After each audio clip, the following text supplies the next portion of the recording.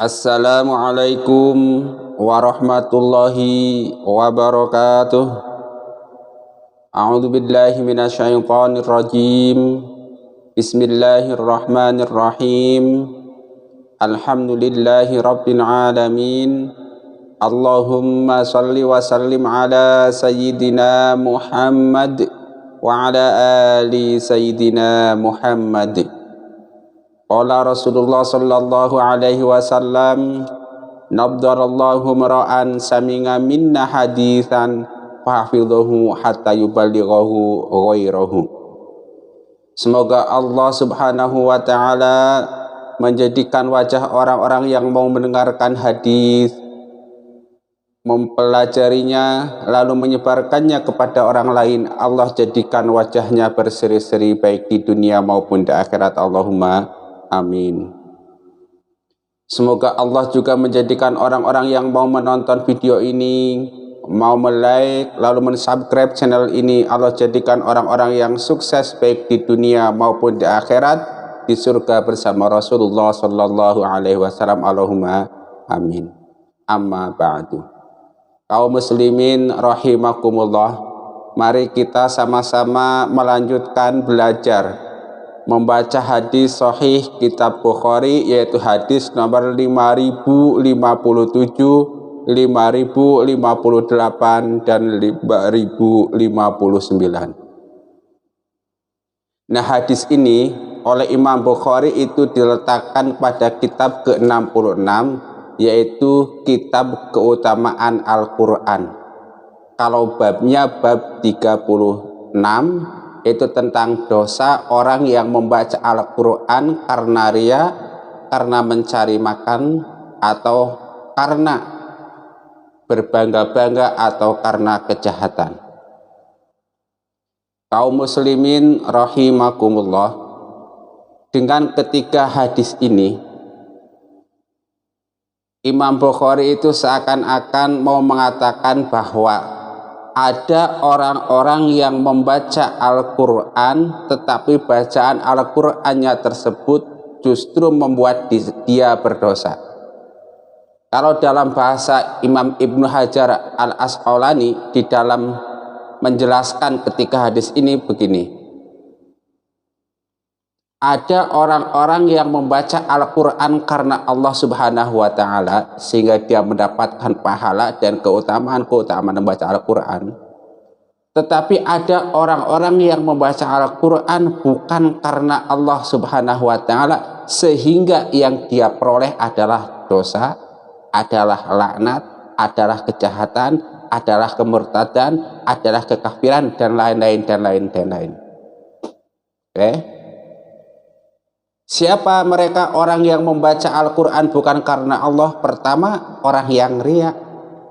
Kedua, orang yang cari makan dengan Al-Quran. Jadi dia membaca Al-Quran itu dalam rangka cari makan, dalam rangka cari duit, kira-kira begitu. Kemudian yang ketiga, itu dia membacakan ayat-ayat Al-Quran bukan karena Allah, tapi karena kejahatan. Nah, sekarang kita cek, lalu siapa orang-orang yang membaca Al-Quran bukan karena Allah? Nah, dalam hadis ini dikatakan pada hadis menurut Imam Ibnu Hajar nih, hadis nomor 5057, hadis nomor 5058 itu merujuk kepada orang-orang Khawarij. Jadi orang-orang Khawarij ini membaca Al-Quran untuk tujuan-tujuan tersembunyi yang jahat, untuk berbangga-bangga saja. Kelihatannya membaca Al-Quran, tetapi sesungguhnya tujuannya adalah memecah belah misalnya. Nah, ini biasanya itu terlihat kalau pada musim-musim kampanye partai politik, dan itu banyak ajengan, banyak ustadz, dia membaca Al-Quran tujuannya, tahu sendiri, bukan kebaikan, tapi tujuannya untuk mencari sesuatu selain keriduan Allah subhanahu wa ta'ala, kira-kira begitu. Nah, untuk menggambarkan orang bacaan Al-Quran orang Khawarij, saya jadi ingat perkataan Sayyidina Ali, kalimatu haqqin urida biha batil. Kalimat hak, kalimat kebenaran yang dimaksudkan untuk kebatilan. Jadi mereka membaca Al-Quran tapi tujuannya adalah untuk sesuatu yang batil. Banyaklah. Jadi dia ya sama seperti salah satu, menurut Ibnu Umar itu salah satu sifat buruk orang-orang Khawarij adalah menggunakan ayat-ayat Al-Quran yang diturunkan untuk memvonis orang kafir digunakan untuk memvonis orang Islam. Jelas ya?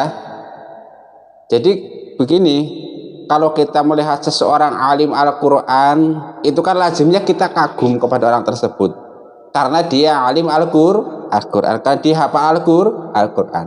Tetapi faktanya Al-Quran yang dia punya itu justru untuk memecah belah misalnya, untuk tujuan lain, bukan pun tujuan Al-Quran. Contoh beginilah cerita.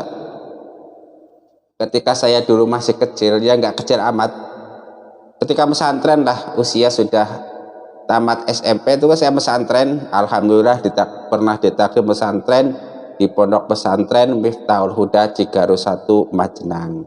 Ketika itu yang mengasuh almarhum Bapak Kiai Haji Jarir Sufyan. Nah, di sana itu pondoknya komplit lah. Kalau yang mau tahfidz Al-Quran ada, yang ada takhusus kitab kuning ada, yang ada sambil sekolah umum, madrasah aliyah, MTS ada. Sekarang sudah ada perguruan tinggi, jadi komplit, tinggal pilih. Kita masuk pesantren itu apakah mau fokus menghafal Al-Quran, apakah mau fokus takhusus kitab kuning, atau mau plus sekolah umum, atau mau apa, ada komplit, tinggal pilih kita. Nah, tetapi yang saya lihat orang-orang yang menghafal Al-Quran itu low profile, biasa saja. Hafalan mereka itu membuat orang percaya bahwa oh dia itu orang-orang yang bagus karena mau menghafal Al-Quran. Tapi coba cek sekarang, ya kan? Terkadang kita itu melihat para penghafal Al-Quran itu tujuannya buat musyabakoh dan lain-lain. Tentu begini, meskipun di sini Imam Bukhari mengatakan membaca Al-Quran, tetapi tentu yang dimaksud bukan hanya membaca Al-Quran, tapi semua hal yang berkaitan dengan Al-Quran.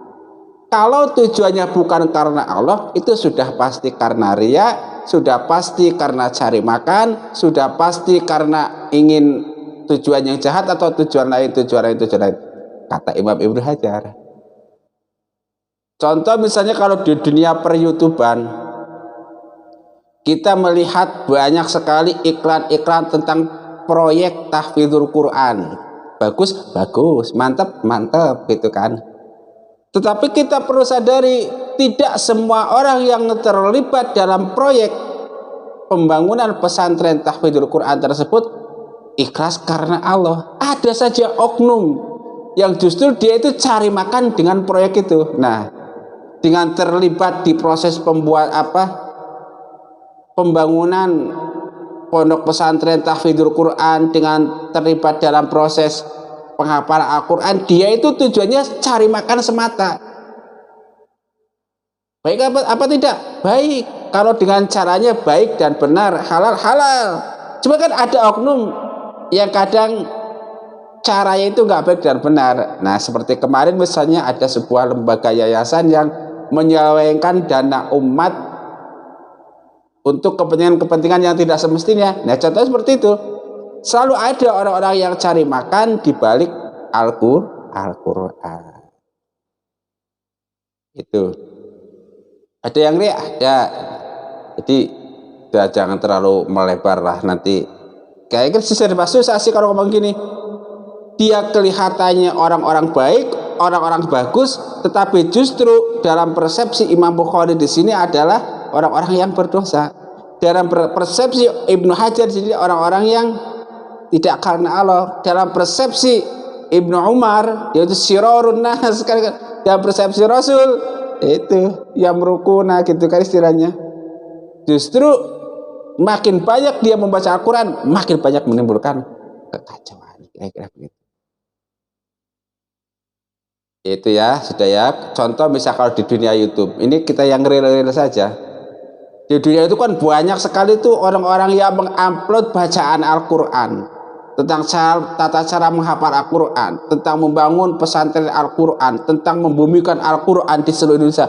Baik-baik kelihatannya, tapi tidak semuanya baik. Selalu ada oknum yang cari makan, selalu ada oknum yang ingin memecah belah. Contoh konkret misalnya di sebuah masyarakat tiba-tiba jelek berdiri pondok Al-Quran, pendirinya tidak dikenal masyarakat sekitar, kemudian aliran ajarannya tidak dikenal masyarakat sekitar, sehingga apa? Sehingga timbul fitnah, wah ini aliran apa nih, ya kan? Padahal dia ada pondok tahfidz Al-Quran, begitu ya. Jadi intinya tidak semua orang yang membaca Al-Quran, tidak semua orang yang terlibat dalam proses yang berkaitan dengan Al-Quran semuanya karena Allah. Tidak, selalu ada oknum yang cari kesempatan, cari untung berkaitan dengan Al-Quran.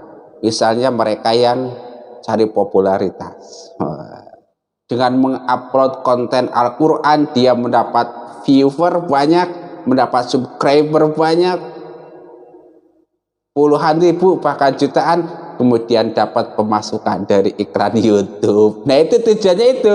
Kalau tujuannya semata-mata karena cari duit dari iklan YouTube, ini contohnya hadisnya, ya kan? Dia mengupload konten Al-Quran, dia mengupload konten kebaikan, tapi tujuannya cari makan. Dia mengupload konten Al-Quran, dia mengupload konten dakwah, tapi tujuannya apa? Supaya dilihat orang lain populer, wah mantep nih Ustadz, kira-kira gitu. Dia mengupload konten Al-Quran, dia mengupload konten kebaikan, tapi justru untuk memecah belah. Coba cek, banyak sekali konten-konten YouTube tentang Al-Quran khususnya, tapi tujuannya bukan mendidik umat, tapi memecah belah umat. Wah, Ustadz ini vs Ustadz ini, wah kelompok ini vs kelompok ini, wah kayak gitu. Banyak racek. Ya kita dunia perhitungan saja sesuai keahlian saya, karena siang malam di dunia itu mudah-mudahan kita semua ini lewat dunia YouTube justru menjadi orang-orang yang cinta Al-Quran, menjadi orang-orang yang membaca atau terlibat dalam proses Al-Quran karena Allah Subhanahu wa Ta'ala, bukan karena ria, bukan karena cari makan, bukan karena mau ada tujuan-tujuan jahat, kayak begitu ya. Hadisnya mana kok belum dibaca? Yaudah sekarang kita baca hadisnya, mudah-mudahan bermanfaat. Dalam sebuah hadis dikatakan, hadis nomor 5057, ya'ti fi akhir zamani qaumun hudasaul asnani sufahaul ahlami yaquluna min khairi qaulil bariyah yamruquna minal islami kama yamruqus sahmu minar ramiyah. Yamruquna minal islami kama yamruqus sahmi minar ramiyah. Fa ai nama wa aida malaqitumuhum faqtuluhum fa inna qad lahum ajran liman qatalahum yaumal qiyamah. Saya bacakan terjemahnya ya. Hadis nomor 5057.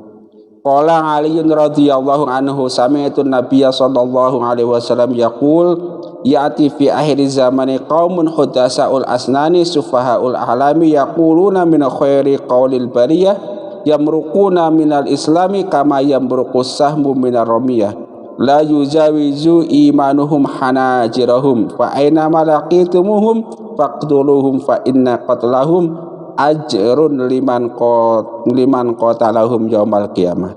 Artinya dari Ali radhiyallahu anhu ia berkata, aku pernah mendengar Nabi sallallahu alaihi wasallam bersabda, pada akhir zaman akan muncul orang-orang yang usianya muda, tidak mengerti tentang agama, mereka pandai mengeluarkan pernyataan yang sebaik-baik perkataan manusia, mereka keluar dari Islam sebagaimana melesatnya anak panah dari sasarannya. Keimanannya mereka tidak melebihi tenggorokan mereka. Di mana saja kalian menjumpai mereka, maka bunuhlah mereka, sebab sesungguhnya membunuh mereka merupakan perbuatan berpahala bagi siapa saja yang membunuh mereka pada hari kiamat. Nah ini hadis berkaitan tentang orang-orang Khawarij. Jadi orang-orang Khawarij itu membaca Al-Quran, mempelajari Al-Quran bukan karena Allah, tetapi karena kejahatan mereka, karena niat jahat mereka. Bahkan mereka itu termasuk orang pandai membaca Al-Quran, pandai berdalil dengan Al-Quran, tapi tidak paham Al-Quran. Tapi iman mereka itu nggak ada di dalam hati. Bukan karena iman dia membaca Al-Quran, tetapi karena tujuan-tujuan tersembunyi di dalam hati mereka. Lanjut hadis nomor 5058. Dan Abu Sa'id Al-Khudri radhiyallahu anhu annahu qala sami'tu Rasulullah sallallahu alaihi wasallam yaqul yakhruju fikum qaumun tahqiruna salatakum ma'a salatihim wa siyamakum ma'a siyamihim wa amalakum ma'a amalihim wa yaqra'una al-Qur'ana la yujawizu hanajirahum yamruquna minad dini kama yamruqus sahmu minar ramiyah yanzuru fin nasli fala yara syai'an wa yanzuru fil qidhi fala yara syai'an wa yanzuru fil rishi fala yara syai'an wa yatamara fil fuqi. Artinya hadis nomor 5058 dari Abu Sa'id Al-Khudri, ia mengatakan, aku mendengar Rasulullah sallallahu alaihi wasallam akan lahir di tengah kalian suatu kaum yang mana mereka meremehkan sholat kalian bersama sholat mereka, puasa kalian bersama puasa mereka, amal kalian bersama amal mereka. Mereka membaca Al-Quran namun tidak sampai melewati tenggorokan mereka. Mereka keluar dari agamanya sebagaimana melesatnya anak panah dari busurnya. Ia mengamati pisau, ternyata ia tidak melihat apa-apa padanya. Ia memperhatikan anak panah yang belum siap dipakai, ternyata ia tidak melihat sesuatu. Ia mengamati bulu burung, ternyata ia tidak melihat apa-apa, dan ia bertengkar tentang kesudahan. Nah, ini contoh orang-orang yang membaca Al-Quran bukan karena Allah Subhanahu wa ta'ala, tetapi karena sesuatu niat jahat di dalam hati mereka, yaitu orang-orang Khawarij. Bahkan dikatakan bahwa iman mereka itu tidak melewati tenggorokan, hanya di mulut saja imannya, kira-kira begitu. Selanjutnya hadis nomor 5059. Ngan Abi Musa ani Nabi sallallahu alaihi wasallam qala al mu'minu alladzi yaqra'ul qur'ana wa ya'malu bih kal utrujah ta'muha thayyibun wa rihuha thayyibun wal mu'minu alladzi la yaqra'ul qur'ana wa ya'malu bih kat tamrati ta'muha thayyibun wa la rihalaha. Wa masalul munafiqi alladzi yaqra'ul qur'ana karrihana rihuha thayyibun wa ta'muha murrun. Masalul munafiqi alladzi la yaqra'ul qur'ana kal hamdalah ta'muha murrun aw khabithun wa rihuha murrun. Dari Musa, dari Nabi sallallahu alaihi wasallam, beliau bersabda, orang mukmin yang biasa membaca Al-Qur'an dan mengamalkan bagaikan buah utrujah, rasanya enak dan baunya sedap. Sedangkan orang mukmin yang jarang membaca Al-Quran namun mengamalkan bagaikan tamar, rasanya enak namun tidak ada aromanya. Sedangkan perumpamaan orang munafik yang sering membaca Al-Quran bagaikan pohon kemangi, baunya harum namun rasanya pahit. Dan perumpamaan orang munafik yang tidak mau membaca Al-Quran seperti buah hadzorah, rasanya pahit dan baunya tidak sedap. Nah, pada bab ini, seperti kembali ke awal, itu Imam Bukhari ingin mengatakan bahwa ada orang-orang yang membaca Al-Quran atau terlibat dengan proses Al-Quran tidak karena Allah, tapi karena apa? Karena riya misalnya, atau karena cari makan. Siapa contohnya? Contohnya adalah orang-orang munafik.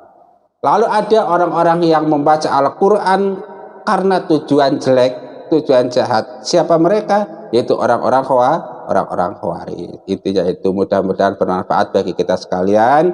Dan sekali lagi, mudah-mudahan kita termasuk kelompok orang-orang yang mencintai hadis Nabi, mau mempelajari hadis Nabi, lalu mau menyebarkan hadis-hadis Nabi sallallahu alaihi wasallam. Allahumma amin. Rabbana taqabbal minna innaka antas samiul alim wa tub alaina innaka antat tawwabur rahim. Subhanakallahumma wa bihamdika asyhadu an la ilaha illa anta astaghfiruka wa atubu ilaik. Wa afa minkum. Wassalamu alaikum warahmatullahi wabarakatuh.